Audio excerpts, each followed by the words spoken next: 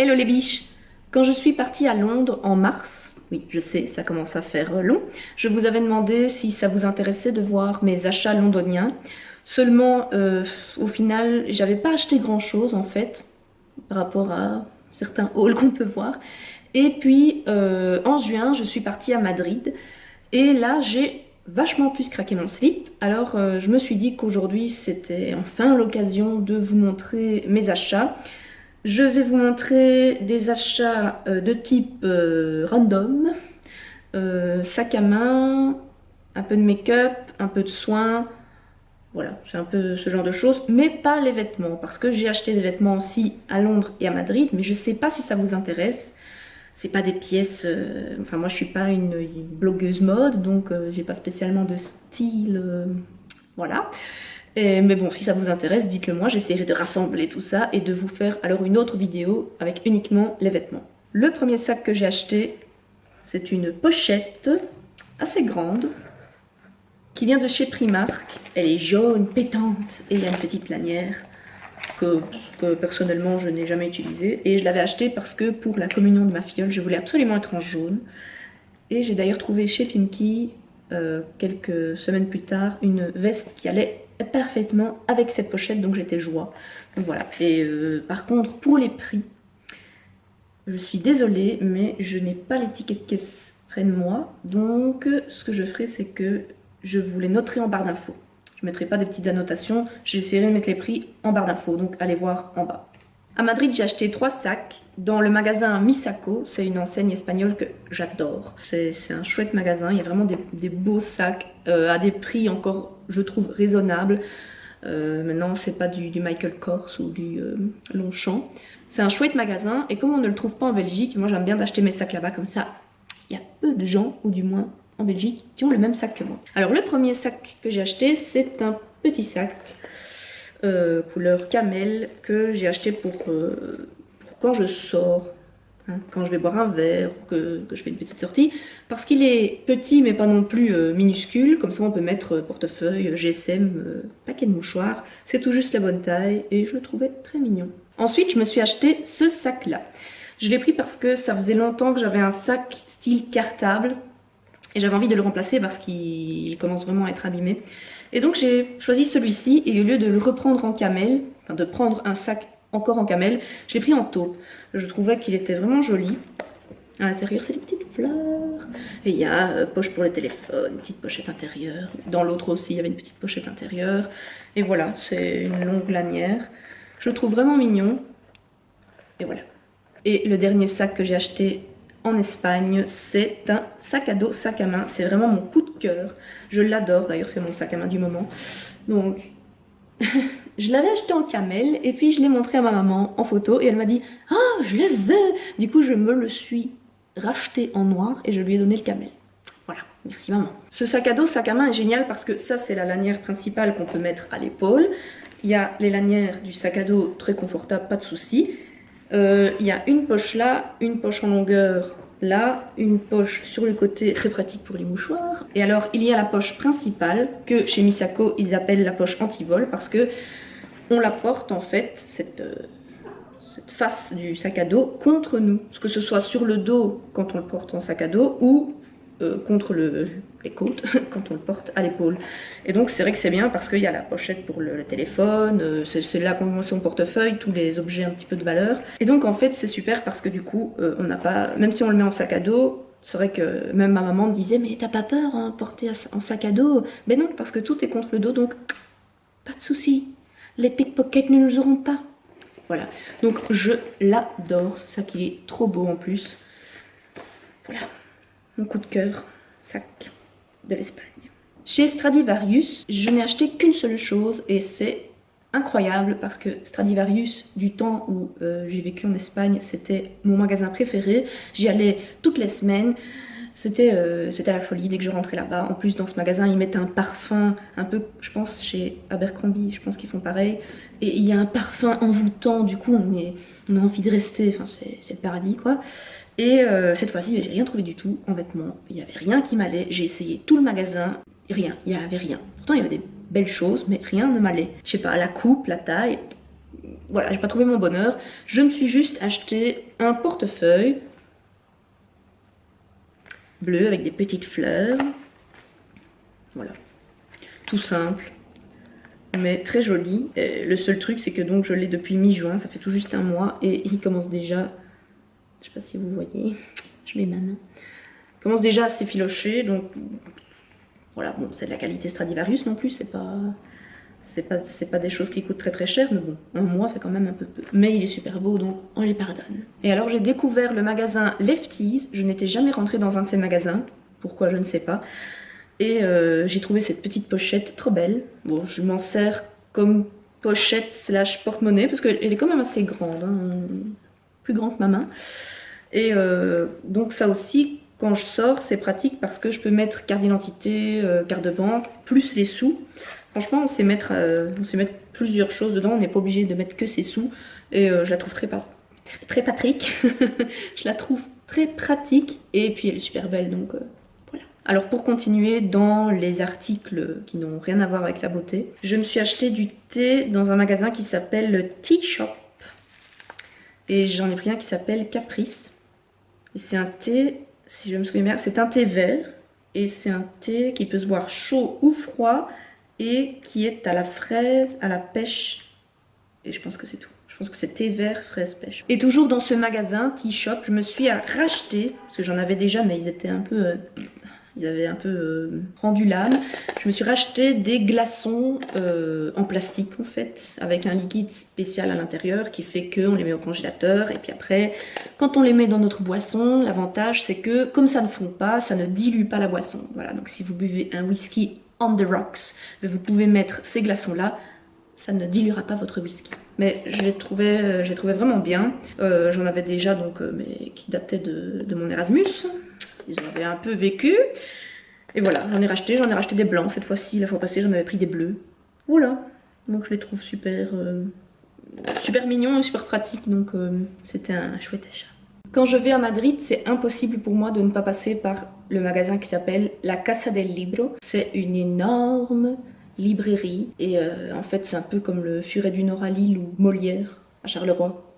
S'il y a des gens qui connaissent ces deux endroits. Et dans ces magasins, j'ai découvert la marque Moleskine, qui est très connue, qui n'existe pas que en Espagne, mais bon, moi je l'ai connue là-bas.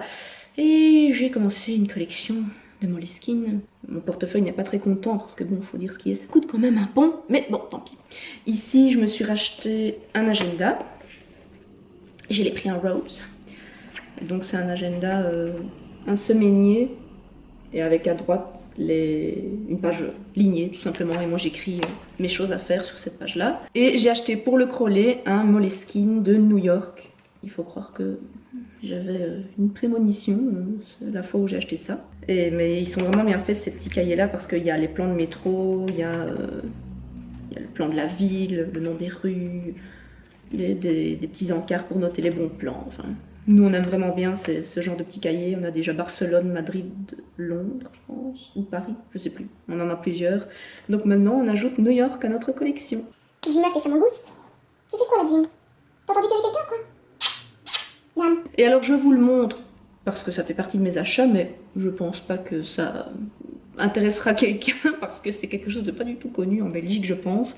C'est un livre en espagnol, qui est tiré d'une série qui s'appelle Cuéntame cómo pasó et qui a un succès fou. En fait, c'est pas le même genre d'histoire, mais c'est un peu le même impact que Les Feux de l'amour ou Top Model quand on était petit, ou je sais pas qu'est-ce qu'il y a encore, Plus belle la vie, enfin ce genre de série qui dure hyper longtemps. Et là, ils sont à la 13e saison, 15e saison, je sais plus, mais bon, et là ça parle c'est tiré de ça en fait, ça parle des parents.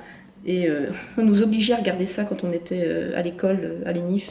Et au final, on aimait bien cette série, donc voilà, j'avais envie de lire cette histoire. Bon, trêve de randomerie, on passe à la beauté. À Londres, j'ai eu l'occasion de trouver des shampoings Baptiste un peu plus funny par rapport à ceux qu'on trouve en Belgique. Je sais qu'il y a moyen de s'en procurer en Belgique. Dans certains dits, par exemple, il y en a d'autres sortes que les normaux. Mais ici, je les ai trouvés à Londres, je les ai pris pour voir ce que ça valait. J'ai pris le Eden. Donc, les bouteilles sont trop belles, ça ça y a rien à dire. Et le Coconut and Exotic Tropical, avec, donc ça c'est franchement odeur coconut à fond la caisse, et ça c'est très poudré, c'est très sucré, honnêtement ça fonctionne bien. Moi je trouve pas que ce soit des shampoings secs miraculeux, mais c'est peut-être mon type de cheveux qui fait ça, mais les odeurs sont fortes. Autant les autres que j'ai déjà testé, le normal et je sais plus quoi, je sais plus, le brunette, ouais je pense que j'avais testé, je trouvais que ça allait, mais ces odeurs-là, my god, c'est vraiment costaud, hein. Après ça, on sent bon du crâne, ça c'est clair, mais on est un peu étouffé quand on les met. Enfin, Baptiste, rien à dire, quoi, c'est pas trop cher, ça fonctionne bien, et les packagings sont beaux. Donc voilà. Toujours à Londres, j'ai fait une petite razzia chez Lush, et comme vous pouvez le voir, ces produits vont bientôt faire partie des produits terminés. J'avais besoin de me racheter des après-shampoings et j'ai choisi de prendre des petits formats parce que ça aussi, il faut dire que ça coûte quand même un bras hein, chez Lush. Donc j'ai pris le Veganese et le American Cream et j'ai préféré le Veganese parce qu'il sent le citron. Le American Cream sent bon aussi, mais il a plus une odeur de vanille un peu plus parfum. Et pour les soins, moi je suis pas à la recherche de choses qui sentent très fort. Tandis que le Veganese... Typique, tu sens un truc, tu t'en fous sur le pif. Le Veganese, il sent vraiment le frais. Mais j'ai adoré ces après-shampoings. D'ailleurs, je pense que je vais, un de ces quatre, me laisser tenter par une grosse bouteille quand même. Parce que ce sont des produits qui me conviennent. Ce sont des produits que je trouve efficaces, qui sentent bon, même si parfois ils sentent un peu fort. Ils sont contre les tests sur les animaux chez Lush, donc voilà. C'est peut-être pas une compo parfaite, c'est peut-être pas une compo 100%, sans parabènes, tout ce qu'on veut, mais déjà il n'y a pas de silicone, moi ça me va. Et c'est contre les tests sur les animaux déjà, et il y en a même celui-là, ben, il est vegan, et celui-là il est végétarien. Parce qu'il faut savoir que parfois on met du miel ou ce genre de choses dans les produits, donc, mais le Veganese, comme son nom l'indique, est vegan, donc c'est un bon point. Tant qu'on y était, on s'est acheté 2 pains moussants. Ça c'est The French Kiss qui est à la lavande et ça c'est ultraviolette. Et en fait, il y en avait une troisième mais qu'on a utilisée directement là-bas parce qu'on avait une baignoire, c'était The Golden Egg je pense. C'est un œuf doré avec à l'intérieur un petit poussin ou un petit truc du genre, je sais plus maintenant, ça fait trop longtemps. Mais c'était sympa. Mais moi, en fait, ce qu'il y a, c'est que j'attends toujours énormément des balistiques. J'ai toujours envie qu'il y ait des trucs qui pétillent, qui partent dans tous les sens. Alors quand ça fait rien grand-chose, je suis là, ouais, et ça sent bon, mais c'est tout. Donc The Golden Egg, je sais pas si je le rachèterai. Et ces deux-là, en fait, je les ai pas encore utilisés. Donc je ne sais pas vous dire leurs effets. Mais ça, ce sont des pains moussants. Donc voilà, il n'y a pas spécialement d'effet spécial. Et dernier achat chez Lush, le shampoing solide Copperhead. Je ne sais pas s'il y a un autre nom en français. C'est un shampoing avec du henné dedans. Et quoi d'autre? Je ne sais plus. Donc avec du henné rouge, ah oui, du marc de café et du jus de citron. Bah, il y a d'autres choses aussi, mais bon, c'est ce qui est écrit sur le paquet. Et j'adore l'odeur. Je sais pas si c'est le henné qui sent comme ça, mais ça me fait un peu penser à une odeur d'encens. C'est très spécial, il faut aimer. J'adore. Et il a déjà bien diminué. Et il est vraiment chouette. Il lave bien les cheveux, comme tous les shampoings solides, je trouve, de chez Lush. Il y a des tensioactifs dedans, donc il mousse assez bien. Mais franchement, moi j'en suis très satisfaite. Je trouve que c'est bien économique et bien pratique à emmener en voyage. Je l'avais pris... Non, je l'avais pas pris. Mais non, parce qu'en fait, avec Stéphane, on avait le même shampoing. Donc j'avais chopé le sien. Mais bon, pour partir en voyage, je trouve que c'est l'idéal, donc que du bon. Et je n'ai fait que 2 achats maquillage à Londres. J'avais été raisonnable cette fois-là. Je me suis acheté le correcteur anti-cerne, concealer, je sais pas trop comment on appelle, de collection. Comme vous pouvez le voir, l'écriture totalement partie en partie. Et ce truc fonctionne très bien. C'est pas du tout naturel, c'est pas du tout... J'ai même pas regardé la compo, je veux pas le savoir, je préfère éviter. Ça doit être bourré de crasse. Mais j'en avais entendu tellement de bien, je me suis dit, bon, pour cacher les spots quand il y en a, éventuellement pour faire anti-cerne, why not, j'essaye, ça coûtait pas grand chose non plus. Et effectivement, il est très couvrant. Alors là, ma seule déception, c'est de l'avoir pris en teinte 1. J'aurais peut-être dû prendre 2 parce que même en hiver, c'était un peu clair. Donc maintenant, c'est même pas la peine, même si je suis pas ultra bronzée, mais bon. Donc limite il ferait highlighter quoi. Mais sinon chouette achat et pour pas trop cher donc. Et mon achat chouchou de Londres, c'est une petite palette sleek, un trio en fait blush, highlighter, bronzer qui est assez connu je pense sur la toile. C'est le Faceform Contouring and Blush Palette en teinte light 373. Et donc il y a un... il y a un blush qui, je trouve, même si je ne l'ai pas, ressemble au blush Orgasm de NARS. Un highlighter champagne. Je vais vous mettre le blush là. Bon, je suis bigleuse donc je ne vois pas si ça fait la focus. Et le bronzer, on ne voit pas très fort, tiens. C'est vraiment un achat que je ne regrette pas. Parce que de 1 sleek, c'est pas extrêmement cher. Et j'ai trouvé un bronzer mat, sans paillettes du tout, et qui soit pas trop foncé, qui fasse pas cagole. Aujourd'hui, j'en ai mis un peu, j'ai mis du blush aussi. Je sais pas du tout si ça va se voir. La phrase encore cliché. Non, mais c'est vrai que parfois, quand on est maquillé, ça rend pas du tout à la caméra. Il faudrait limite en mettre plus pour que ça ressorte, soit.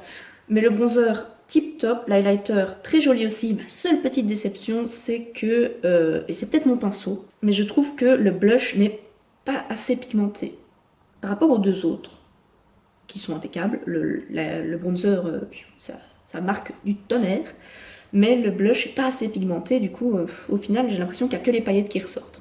Ça, c'est un petit peu dommage. Mais quand même super contente de mon achat parce que c'est la première fois que j'achète du sleek. Je sais qu'on en trouve aussi en Belgique, mais j'avais jamais eu l'occasion d'en acheter. Et donc j'étais hyper contente de pouvoir enfin me procurer une petite palette du genre. Alors on repasse en Espagne. En Espagne, j'ai fait un petit peu des folies chez Kiko. Hein, parce qu'encore une fois, c'est un magasin qu'on n'a pas en Belgique. Quoique, ça va bientôt arriver à Bruxelles. Oh mon dieu, j'avais oublié cette information. Soit, il y avait un bac de vernis, c'est les Quick Dry. Donc ceux qui sèchent vite, bravo Momo, ils étaient à 1,90€ je pense, ils étaient soldés, donc je me suis dit, why not, soyons fous. Je me suis pris un rose, numéro 842, un blanc un peu cassé, pas blanc Tipex, et un vert qui est absolument magnifique et que je porte présentément. Et donc le blanc, pardon, la référence c'est 840, celui-là c'est 835 et l'autre c'était donc 842. Donc je me suis pris ces trois-là et je me suis pris tant qu'à faire un sèche-vite. Et c'est marrant parce qu'en fait c'est une pipette et il faut appuyer là et puis après la pipette est là. Voilà, c'est un système de pipette, ça coûte genre 7€. Encore une fois je vous mettrai les prix en barre d'infos et il fonctionne bien. Je me suis mis du vernis tout à l'heure et je suis une quiche niveau vernis et voilà, il a séché très vite et... impeccable. Je me suis pris 3 crayons pour les yeux de Smart Eye Pencil. Je ne sais pas pourquoi il serait smart, mais bon, soit. J'en ai pris un gris, un turquoise et un rose mauve un peu métallisé. Je vais essayer de vous faire un petit swatch. Le turquoise est mat, il est vraiment magnifique. Et les deux autres sont un peu métallisés. Ouais. Sont vraiment jolis et ils tiennent bien, ils fonctionnent bien, ils glissent bien sur la peau, impeccable, rien à dire. Les références sont le gris, le 815, le turquoise, le 813 et le rose, le 804. Dans la même gamme, mais pour les lèvres, donc les Smart Lip Pencil, j'en ai pris 2, un mauve et un rose, que je vous swatch également.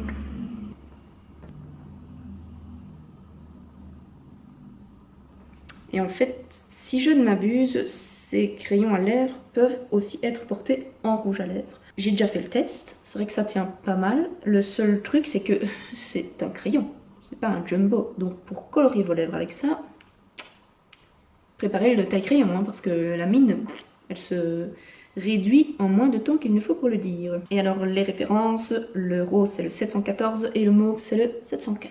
Voilà. Je me suis acheté aussi un Super Color Liner.